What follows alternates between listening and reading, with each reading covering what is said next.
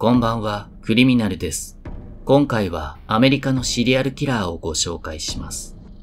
その男は10ヶ月の間に4人の若い女性を手にかけたシリアルキラーで、ハイヒールに対して異常なまでの性的興奮を覚えた。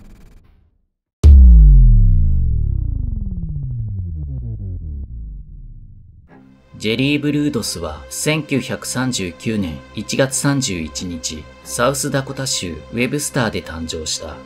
ブルードスは次男であったが、母親はブルードスに愛情を注ぐどころか軽蔑していた。次の子は女の子がいいと思っていたからである。母親は彼に興味を抱かず虐待もしていた。ブルードスが5歳になった時、彼はゴミ置き場に捨てられていたハイヒールを発見した。すると彼はそのハイヒールに心を奪われた。彼はそのハイヒールを持ち帰り、眺めたり、履いて歩き回ったりするようになる。こうしてハイヒールに夢中になっていた彼だったが、それが母親にバレてしまう。激怒した母親は彼を怒鳴りつけ、裏庭に引っ張っていき、彼の目の前でハイヒールを焼いた。ただ、彼のハイヒールへの執着は収まらず、小学1年生の時に小学校の先生の靴を盗もうとしたこともあった。ブルードスが15歳の時、隣にある家族が引っ越してきた。すると彼はその家族の娘に興味を抱き、彼女の下着を盗んだ。彼の欲望はエスカレートしていき、今度はその娘をナイフで脅し、服を脱がせて写真を撮った。その後彼は別の少女を付け回して暴行を働き、靴を奪った角で逮捕された。逮捕された彼はオレゴン州立病院の精神科病棟に入れられ、そこで統合失調型パーソナリティ障害と診断された。ただ日中は学校に行くことは許可されていた。彼はこの入院期間中に女性を地下牢に監禁したいという妄想を抱いたり、女性や母親に対する憎しみに基づく性的空想にふけっていた。ただ、そんな空想にふけっていたことは医師にはバレず、その後、退院、釈放となってしまう。退院後、彼は高校を卒業し、陸軍に入隊したが、除隊扱いとなっている。除隊後は母親と同居し、ラジオ局のエンジニアとして働くようになる。それから4年後の1961年、ブルードスは6歳下の17歳の女性と結婚し、オレゴン州ポートランドに新居を構え、後に2人の子供を設けた。なお彼は新婚の妻に対し、ハイヒール以外全裸という姿で家事をするように頼み、その姿を写真に収めていた。また、自身も女性の下着を身につけてカメラの前でポーズをとっていた。ただ、それだけでは満足できなかった彼は、夜な夜な下着や靴を盗むために街をうろつくようになる。盗んだ下着や靴はガレージに保管し、そこへ妻が出入りすることを固く禁じた。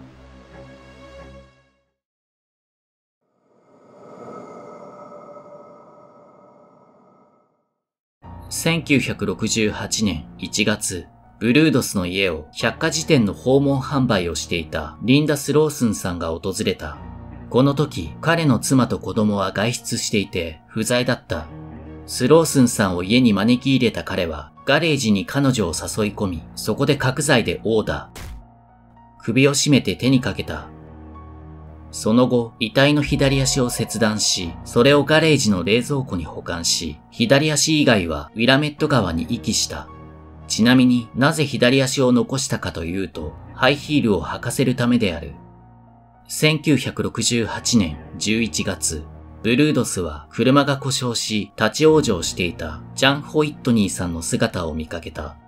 すると彼はレッカー車を呼んであげると嘘をつき、彼女を自宅に誘い込み手にかけた。遺体をガレージに吊るし、5日間にわたってもてあそんだ。1969年3月、警備員になりすました彼はカレン・スプリンカーさんに銃を突きつけ誘拐した。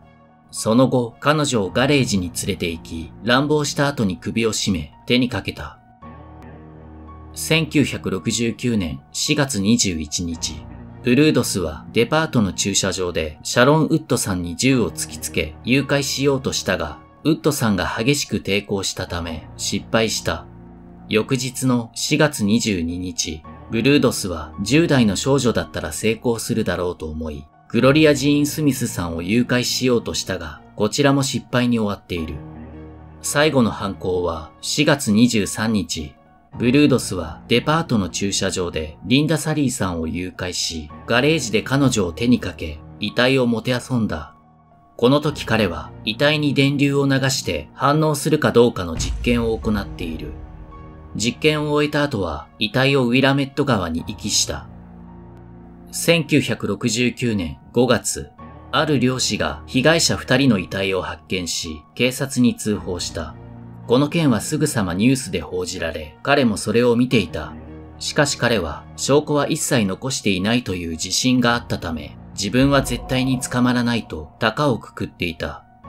警察は川の近くの大学のキャンパスで不審な人物を見ていないか聞き取り調査を行った。すると、ある女学生がキャンパスでしつこくナンパをしているそばかすの男がいると答えた。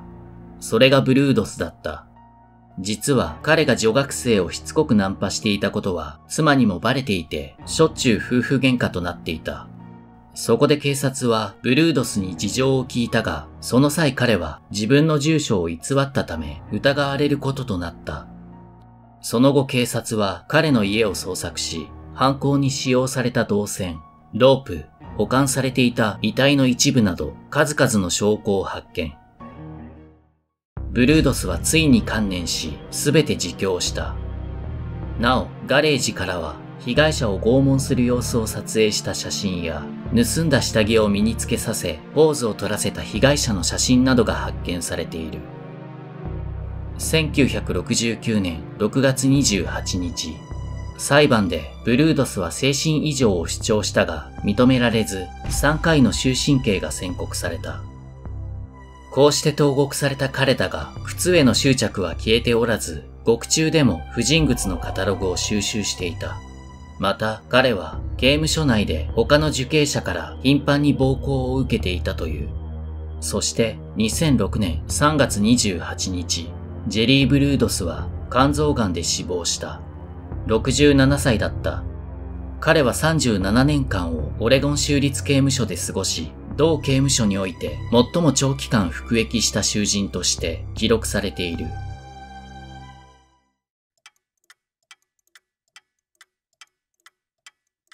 若い女性4人を手にかけ、ガレージで遺体をもてあそんでいたジェリー・ブルードス。彼はハイヒールに対し異常なまでの性的興奮を覚えていました。日本でも彼のように白い靴下に浴場する男がいました。それが自殺サイト連続殺人事件の犯人、前上博です。彼は白いヘルメットや白いスクールソックスに異常なまでの性的興奮を覚える男でした。これはフェティシズムといってパラフィリア障害の一種で、いわゆるフェチです。簡単に言うと、生命のない物体に性的興奮を覚えたり、異性の所持品を集めることで性的満足を得るのです。